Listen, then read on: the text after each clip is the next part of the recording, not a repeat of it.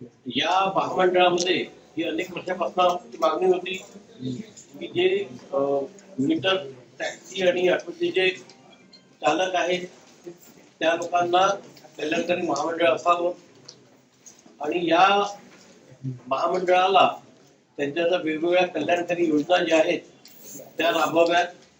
निश्चितपणे त्याकरता काही उत्पन्नाचे स्रोत पण आपल्याला निर्माण करावे लागतील. त्याची देखील आम्ही चर्चा केली. आज मुख्यत्वे करून माननीय मंत्री महोदय जे याचे अध्यक्ष आहेत त्यांच्या सूचनेप्रमाणे आणि त्यांनी प्रस्ताव केल्याप्रमाणे 65 वर्षावरील जे चालक आहेत त्यांना आपण एक सन्मान निधी म्हणून त्याचा आपण गौरव करणार आहोत. तर त्याची रक्कम देखील आजच्या त्यांनी मंजूर केली आहे की प्रति व्यक्ती ते 10,000 रुपये आपण त्याला एक सन्मान निधी देऊ आणि येणाऱ्या काळामध्ये आजची पहिलीच कडक असल्यामुळे ही एक योजना आम्ही या ठिकाणी जाहीर केली आणि बाकी हळूहळू आम्ही याच्या योजना आता करणार आहे. या आमचं जे कार्यालय आहे सध्या चर्चगेटला एका ठिकाणी आहे, परंतु ठाण्यामध्ये याचं मुख्यालय असावं अशी देखील या ठिकाणी चर्चा झाली. त्या दृष्टीने आम्ही आता आम्हाला माननीय मंत्रिमंडळाने निर्देश दिलेले आहेत. आम्ही त्याप्रमाणे त्या ठिकाणी ठाण्याला इथे एखादं कार्यालय आम्ही ज्याचं नवीन हेडक्वार्टर त्या ठिकाणी आम्ही मुख्य कार्यालय ठाण्यामध्ये असणार. हो हो, मुख्य कार्यालय ठाण्यामध्ये असणारे प्रामुख्यानं धर्मवीर आनंद दिघे साहेबांच्या नावानं माजी मुख्यमंत्री आणि शिवसेना पक्षाचे प्रमुख नेते आदरणीय एकनाथ शिंदे साहेबांनी आमच्या दिघे साहेबांच्या नावानं हे मंडळ स्थापन केलं आणि 27 जानेवारी हा त्याचा वर्धापन दिन. आम्ही आता निर्णय असा घेतलेला आहे की 27 जानेवारी हा वर्धापन दिन असेल आणि 50 कोटी रुपयाची भरघोस तरतूद ह्या मंडळामध्ये करण्यात आलेली आहे.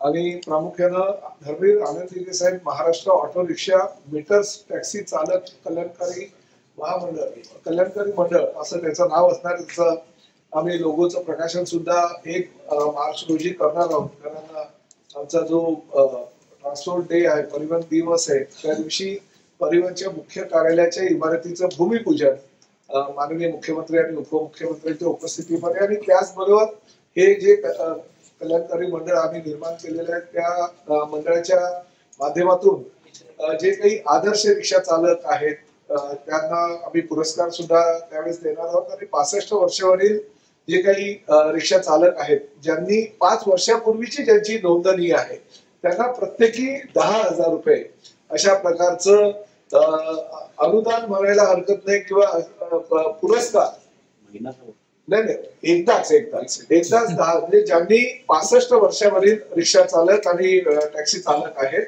त्यांना आम्ही 10,000 रुपये पुरस्कार म्हणून देणार आहोत. जे आजच्या घडीला राज्यामध्ये आमच्या डिपार्टमेंटच्या लोकांनी जी माहिती काढली त्यामध्ये 14,600 किती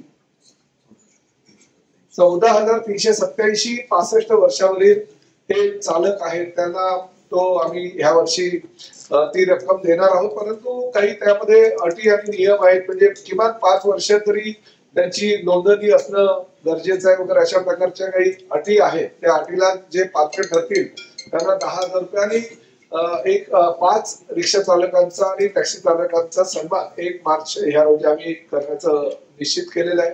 अनेक योजना ह्या रिक्षा मंडळाच्या माध्यमातून रिक्षा चालकांना आणि टॅक्सी चालकांना देण्याचा शासनाचा प्रयत्न आहे. आणि प्रामुख्याने मुख्यमंत्री श्री देवेंद्रजी फडणवीस आणि उपमुख्यमंत्री श्री अजितदादा पवार आणि या मंडळाचे निर्माते श्री एकनाथजी शिंदे साहेब यांच्या माध्यमातून ज्या सूचना येतील त्या सूचनांची अंमलबजावणी केली जाईल. राज्यामध्ये 1 लाखापेक्षा जास्त हे रिक्षा चालक आणि टॅक्सी चालक आहेत त्यांना या योजनेचा फायदा होईल. आम्ही काही संघटनांशी सुद्धा चर्चा केली आणि खरोखर अतिशय स्तुत्य उपक्रम आमच्या सरकारनं राबवल्याबद्दल त्यांनी आमचं कौतुक केलं. परंतु ही योजना जास्तीत जास्त लोकांपर्यंत पोहोचावी यासाठी आमचा प्रयत्न राहील. आणि भविष्यामध्ये आज 50 कोटी रुपयाची उलाढाल असलेले हे मंडळ भविष्यामध्ये अजूनही मोठं करण्याचा आमचा मानस आहे. जेणेकरून रिक्षा चालकांना भविष्यामध्ये कर्जाच्या माध्यमातून सुद्धा काही उपलब्ध होतात. जशी एसटी महामंडळाची बँक आहे तशा प्रकारची बँक सुद्धा निर्माण होऊन घरं घेण्यासाठी किंवा विद्यार्थ्यांच्या शैक्षणिक गरजा लक्षात घेता रिक्षा चालकांच्या आणि टॅक्सी चालकांच्या याचा विचार करून सुद्धा हे मंडळ कसं मोठं करता येईल आणि धर्मवीर आनंदीके साहेबांचं जे स्वप्न होतं ते त्याची पूर्तता कशी करता येईल यासाठी आम्ही प्रयत्न करत आहोत. तर तुम्ही म्हणालात की राज्यातील रिक्षा चालक यामध्ये आहेत, त्यांचं आपलं कार्यालय जे आहे ते ठाण्यात असणार आहे.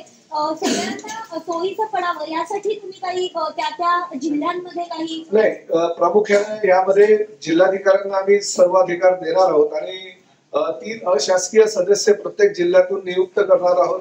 पालकमंत्र्यांच्या अध्यक्षतेखाली ती समिती स्थापन होईल आणि त्या समितीनं 3 अशासकीय सदस्यांची नियुक्ती जिल्हाधिकाऱ्यांकडे करायची आहे आणि त्या जिल्हाधिकाऱ्यांची नावं आमच्याकडे पाठवायची आहे, जेणेकरून ते आम्ही अधिकृत करेल. परंतु विकेंद्रीकरण करण्याचा आमचा प्रयत्न आहे, जेणेकरून प्रत्येक जिल्ह्यामध्येच याचा जास्तीत जास्त फायदा होईल आणि जास्तीत जास्त आमच्या जिल्हानिहाय त्या रिक्षा चालकांना टॅक्सी चालकांना त्याचा फायदा होईल. 10,000 रुपये त्यांना पुरस्कार म्हणून देणार आहात. मात्र एकीकडे लाडक्या बहिणीमुळे अनेक योजना बंद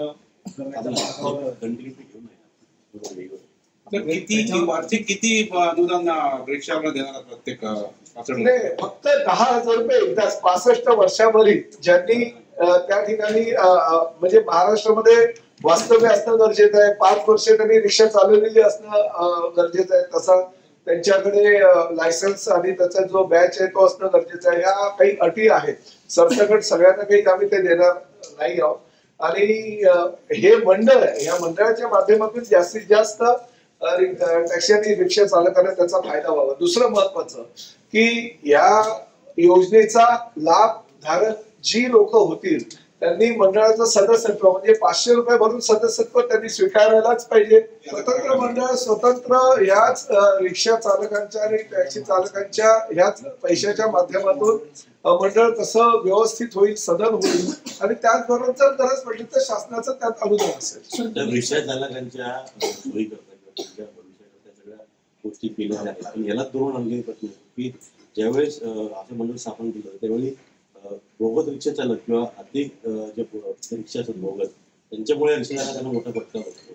एखादी घटना घडली की तो रिक्षा चालक तो रजिस्टर्ड नसतो किंवा ते रिक्षा रजिस्टर्ड नसते, त्याच्यामुळे फटका. याच्याकरता काही विशेष केलं जाईल?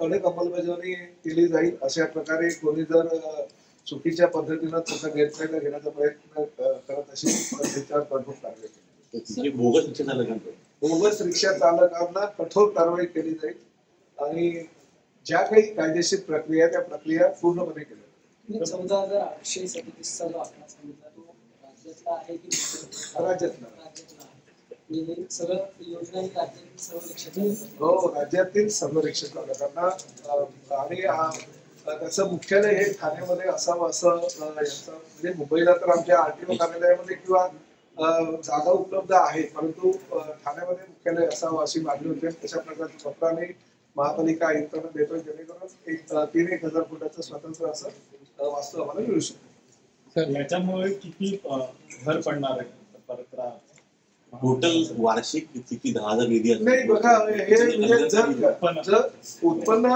तसं बघायला गेलं तर आम्हाला म्हणजे 1 लाख आता रिक्षा चालकांनी आणि टॅक्सी चालकांनी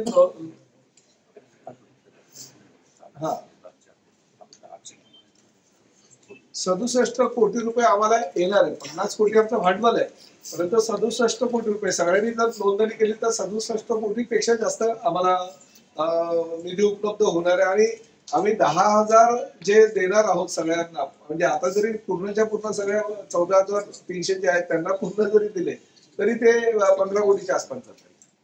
सर सरकारकडून काही विशेष फंड 50 कोटीच्या अतिरिक्त ज्या सगळ्या 50 कोटी शासनानंच दिले. त्याच्या नाही, गरजच नाही. मामला करताय आम्ही फक्त नामधारी आहोत, आम्ही चालवणारे आहोत. हे रिक्षा म्हणजे संस्था जी आहे त्या रिक्षा चालकांची आणि टॅक्सी चालकांची असणार आहे, कारण त्यांच्याच पैशातून आम्ही या योजना लाभणार करणार आहोत आणि त्याचा फायदा त्यांना मिळणार.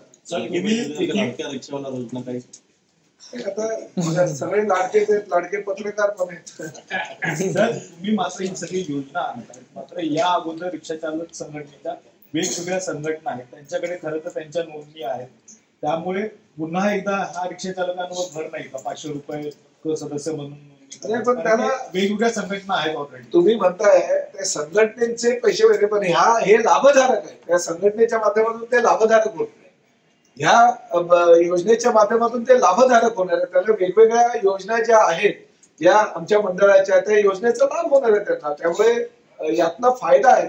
आणि जे आज ना उद्या प्रत्येक रिक्षा चालक टॅक्सी चालक हा 65 वर्षाचा तर ते असे 65व्या वर्षी परतच मिळणार असं म्हणायला हरकत नाही. तुम्हाला शासकीय कर्मचारी नियुक्ती जर बघितली असेल तर 7 वर्षाची, रिक्षा चालकांना 65 वर्ष.